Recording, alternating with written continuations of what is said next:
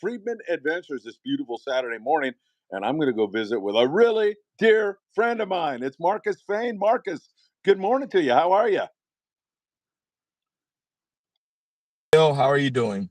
Doing great. Good to see your smiling face this morning. Where are you and what are you Yep. doing? That is a good way for you to introduce yourself to everybody. Yeah, so I'm pretty much here in Dana Point at Dana Point Launch Ramp. I'm doing my field surveys where I interview fishermen that are coming in, and I survey their catch. So whatever species they bring in, I just collect bio data, pretty much weights and measurements, and I just record that, and that's just to help for management purposes. Great stuff. Really great work that you're doing. Yep, All right, let's cut to the chase because appreciate it. everybody's starting to tune in here. A bunch of people are jumping on. You were on the Mission Bell the other day. I think you guys had over Yep. 100 yellowtail. First of all, describe the action. How good is that bite? So it seems like it's definitely more of a late morning, afternoon bite. Early in the morning, not much is going on. I think, or maybe on that particular day, because there was a lot of boat traffic, the fish were kind of skittish. Every time we would pull up on fish, they would, sink out and disappear, and we would have to relocate them again. But once we really got on them and they stuck to the boat, I mean, it was pretty wide open. It started off with smaller fish that I would just call them rats, like 3 to 5 pounders. They were biting every bait that hit the water. Then later we moved in on a different part of the islands or another part of the, I guess maybe the South Island. And that's where we started finding those bigger fish. And those fish were a little bit more finicky. You had to drop down in line size, like 25-pound tests. I was using opsin fluorocarbon. So that was getting me bit on the fly line. Size one hook. I noticed guys using like 2 O's, 1 O's. They weren't really getting bit. It was a particular size one hook that got people bit pretty good with the fly line baits.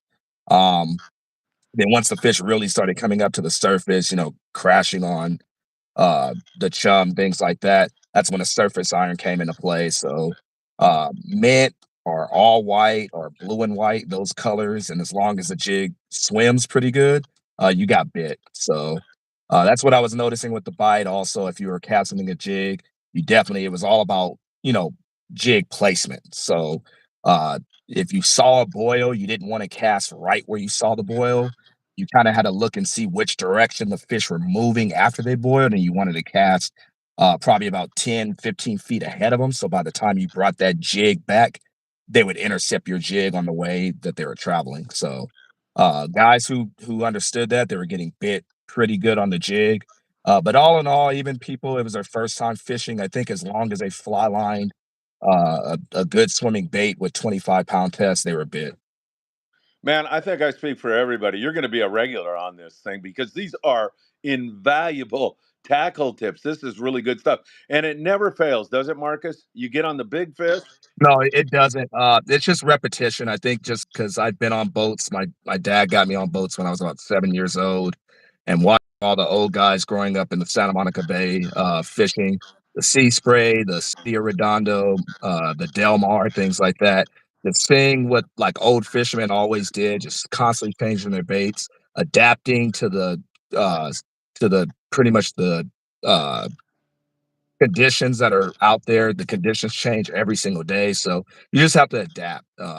One thing that's working one day may not work the next day, so you just have to pay attention to what's going on and make that switch. A lot of times when you make that switch or you watch who's catching fish and you replicate what they're doing, 9 times out of 10 you're gonna hook up. So it's just paying attention to what's going on out on the water. It's crazy. Those big fish start to bite, and then you got to go to the light tackle. It creates a dilemma, but to catch them, Yeah. you got to get bit, right? Yeah, and I mean, you would think it's from how they were biting at first, you would think, like it didn't matter what pound test you were using, but it really did. I tried bumping up to 30, 40 pounds, and I couldn't get bit, so I had to, tr drop down to 25, and I just after that, I really started getting bit pretty quick. It's crazy how much that line size and hook size makes a difference. It just helps the bait swim good. Mind you, the bait we had was phenomenal. It's probably the best bait I'd seen all year. It was a good sized sardine, very healthy bait. It's just, I guess they were line shy, and they still, they wanted something a little bit more finesse presentation, even though the bait was phenomenal. You pointed out the other day that one way to get bit on the heavy line, and it seemed like catch bigger fish, was by throwing the iron. Is that right? Yes, so, like, a lot of times those fish were staying away from the boat 'cause we were having sea lion issues. There were sea lions swimming around the boat, and that's all. Then those fish would stay far out from the boat, and if you could place a jig far away from the boat, uh, and it was a good swimming jig, you got bit. And like I said, it was all about jig placement. You didn't want to blind cast anywhere and hope to get bit. You kind of had to see where the fish were. Pay attention to the birds too. Birds are huge indicators to let you know where fish are. If you see birds, swooping down, turning their heads, and that's where you want to cast. You want to cast ahead of that. Uh, and start, cranking in. It seemed like the medium to fast retrieve was like the best bet. Uh, so it said, looks like Andy. Yeah, I was butt hooking, honestly. Once the boat anchored and we got settled in, butt hook was the way to go. It makes your bait get out away from the boat and swim down. And then that way the fish are more inclined to bite it because it gets away from the boat and it swims down where the fish are. So I always butt hook unless it's just totally wide open and they're next to the boat. Then I nose hook, or when the boat is uh, we're drifting and we're coming up on a slide, and the boat's still pretty much moving, and the captain says drop a bait behind the boat. That's when you want to nose hook because if you don't get bit, on the slide when you go to wind in, you still want that nose hook so that bait is coming forward towards you, and then you get bit on the line a lot of times. So, butt hook I think is best when the boat is anchored or when you're drifting and the boat's pretty much in position, not really moving much. Then you butt hook.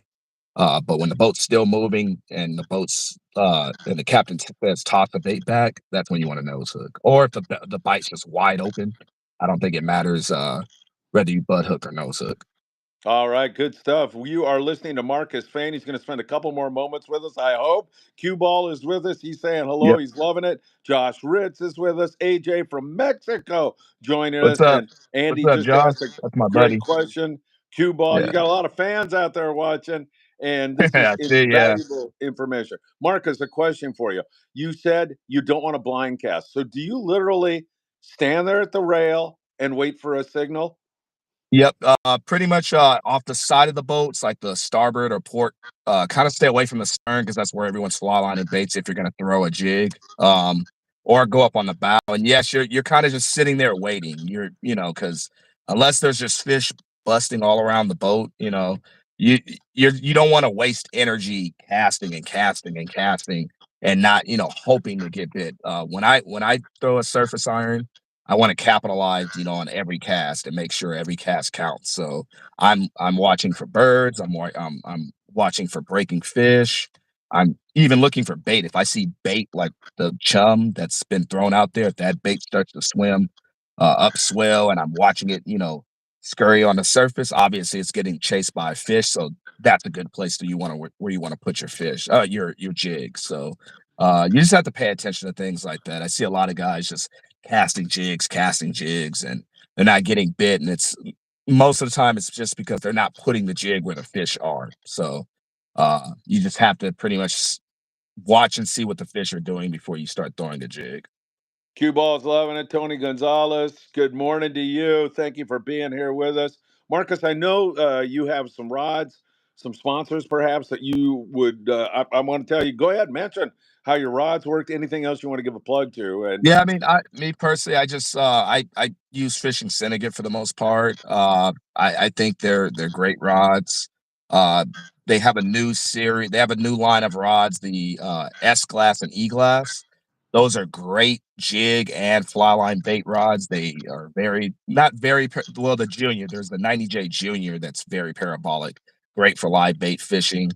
Uh, so yeah, I mean that's rods I've been using for the most part, and they get the job. uh, Highly recommend those rods. If or it doesn't really matter whatever rod you want to use and you're comfortable with, go for it. Those are just the rods that I use. So just I think with live bait fishing, as long as you have a rod that has a sensitive tip, it loads up good once you get bit. That's all that really matters. So All right, good stuff. Can you spend a couple more minutes with us? I actually, so I I didn't mean to cut it short, but I actually have a boat coming in right now. Yeah, no So I got to problem. get to it. Yep. But yeah, anytime. It was a pleasure talking with you, Phil. Great seeing you. I'm glad you're doing well.